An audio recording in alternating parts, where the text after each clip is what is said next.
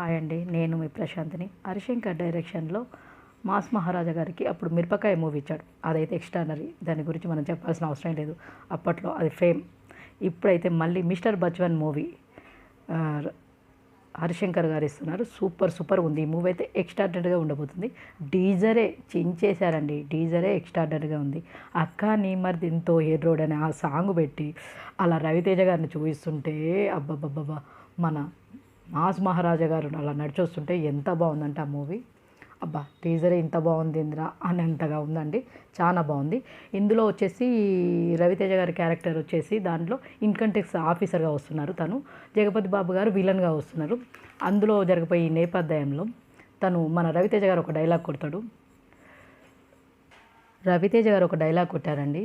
Success failure అవి ఒక చుట్టం లాంటివి, వస్తుంటాయి పోతుంటాయి, కానీ యాటిట్యూడ్ అనేది మన పేరు లాంటి, మన పేరు నిలబెట్టేది, అది ఎప్పుడు మనతోనే ఉంటుందని ఆ డైలాగ్ కొట్టాడు కదా చూడండి. ఆ సినిమాకి హిట్ అండి. సినిమా అయితే సూపర్గా ఉండబోతుంది. Wait and see.